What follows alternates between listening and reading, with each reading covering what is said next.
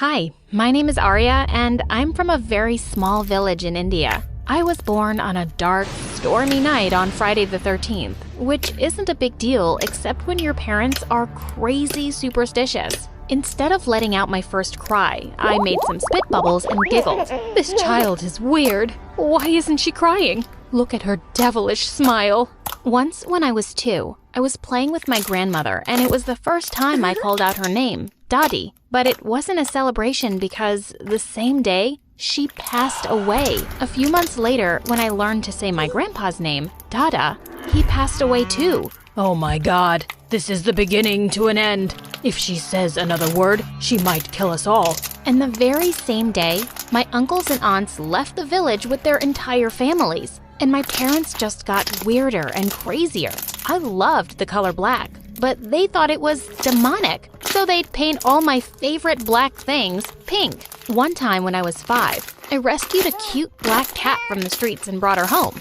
I named her Kali, but my parents went ballistic. Black cats are evil. They'll bring death upon us. But he's my little meow meow. The only thing that could kill us is his cuteness. They didn't listen to a word I said and threw Callie out of the house that night. And I was furious. I started screaming at the top of my lungs. And just then, there was a loud clap of thunder, followed by a loud bang.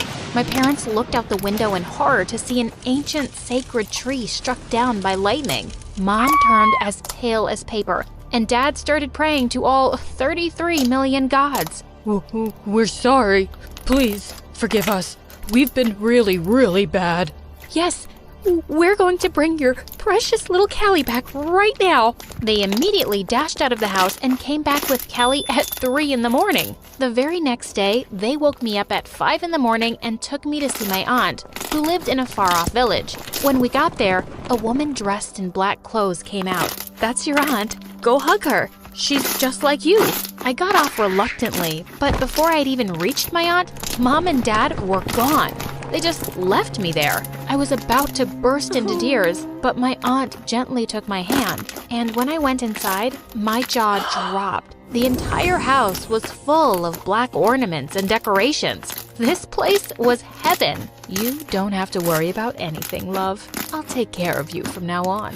For days, I thought my parents would come back for me, but they never did. And I didn't even mind because, unlike them, my aunt adored me. She was a tarot card reader, but she never taught me any of it. Instead, she put me in school. When I went to school on the first day, I was in for a surprise. It was an empty piece of land with cows and buffaloes grazing there. Oh, I'm so sorry, darling.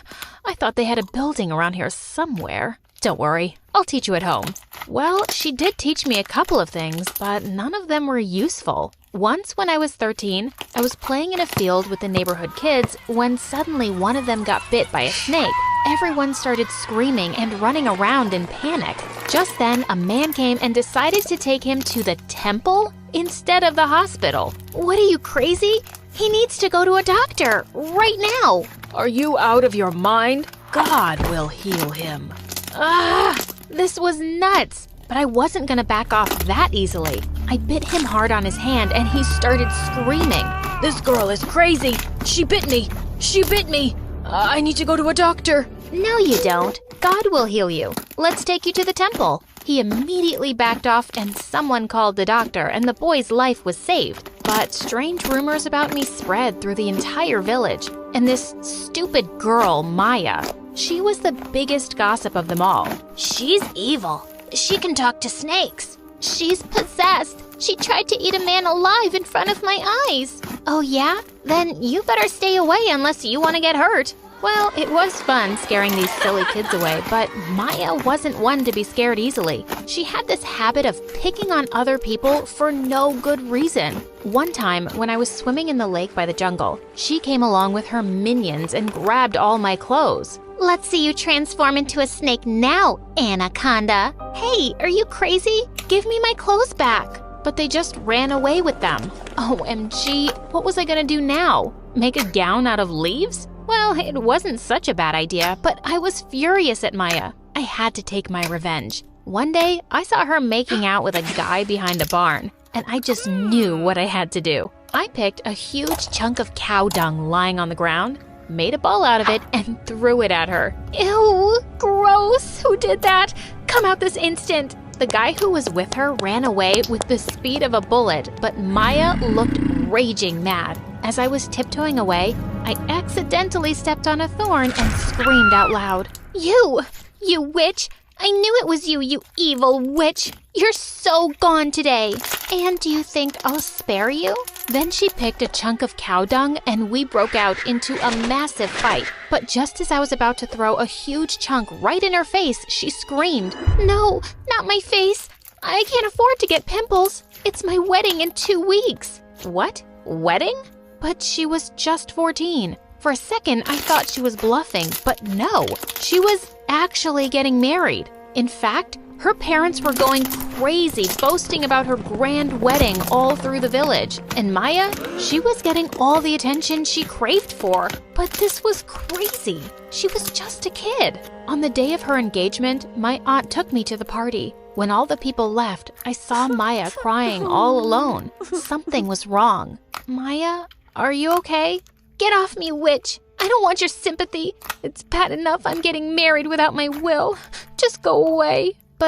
But you looked so happy, and you always tell everyone how excited you are. I lie, because I don't have an option. That's just how things are done here, okay? But a dummy like you would never understand. Go away, for God's sake. This was so wrong. Even though I didn't like her that much, there was no way I was gonna let it happen. I had to do something. So I decided I was gonna kidnap the groom and lock him up in a room. After all, it wasn't just about one girl. It was about all the young kids in the village and their future. On the night of the wedding ceremony, I snuck into the venue. But just then, I tripped over something and crashed into the pole, holding the weight of the entire tent. The tent came crashing down, and within seconds, everything caught fire. People started running around like crazy. And just then, Maya came out screaming. I thought she'd thank me for saving her life, but she attacked me instead. You ruined my wedding, you witch. I had been preparing it for weeks. What? Something was really wrong with my ears. Her thank you sounded more like, I'm gonna kill you, witch. Suddenly, a man came rushing in and said, The crops, they're burning. The fire has spread to the fields. We're all ruined. OMG, what was it now? All of this because of a stupid tripping incident? But instead of running to the crop fields, everyone looked at me in shock, and I knew that look too well. I was so doomed. I ran home to save my butt and locked all the doors and windows. Just then my aunt came running. What's wrong? What happened? Who's knocking like a mad dog on the door? No, don't open that! There were angry villagers chanting outside that they wanted to throw me out of the village this instant. She's the devil. She put our crops on fire. We can't let her live with us anymore. What? It was all a freaking mistake. Why were they acting this crazy? For the first time, I felt so bad and almost burst into tears. My aunt hugged me tight and said, Don't worry, my child. I got this. She went out and told the villagers that I had already fled from the village, but the villagers wouldn't believe her. They stayed outside my house day and night until they were sure that I'd actually left. My aunt kept me hidden inside the house for months until one day I heard that there was a serious illness spreading all through the nearby villages. Auntie, I'm so scared. What's gonna happen? I have no idea, Arya, but no matter what, promise me you won't step outside of the house. Well, I did as she asked, but then one day, she also fell seriously ill, and I had no choice but to leave the house to get her medicine. But as soon as the villagers saw me, their faces turned pale white. They were running away from me and screaming at the top of their lungs. She's back! She's back! The devil is back! She's brought a new plague with her to kill us all this time! What?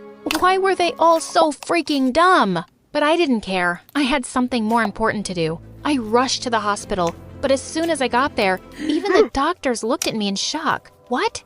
Did they also think I was a freak? A doctor called me and asked why I had no red dots on my body like everyone else. Well, I bathed daily. I guess that's why. He looked at me confused, but then they conducted a whole lot of tests on me. I was all freaked out. Why were they doing all this? I wasn't some freaking alien. Moments later, the nurse came out and screamed. You are right, sir. She's the one. The one? What the one? It turned out they found the antibodies to the disease in my blood. Apparently, my blood was now the cure to the deadly disease that was spreading, and I could save everyone's life. When everyone recovered, the doctors told all the villagers that it was me who saved lives. Everyone looked shocked at first, but then they started screaming, Goddess, goddess, she's a goddess. She saved our lives. People started coming to me with gifts and presents. It was all so crazy. For God's sake, what was wrong with these people? No, stop it, please. I'm no goddess, and neither am I the devil. I'm just a normal human being like you people. It was just a stroke of luck that my blood had the cure. For the first time, I felt the people were actually listening to me. If you really want to give me something, then please stop with these stupid superstitions and abolish all the age-old rules that are ruining our kids' lives and their futures. We don't need that. We need schools and facilities and better hospitals so that more lives can be saved. After that, there was a long silence, and I was all ready to sneak my butt out of that place in case they got mad at me again. But thankfully, they understood. After that, I left the village to go to school and study more about science and medicine, and I was appointed the new chief of the village.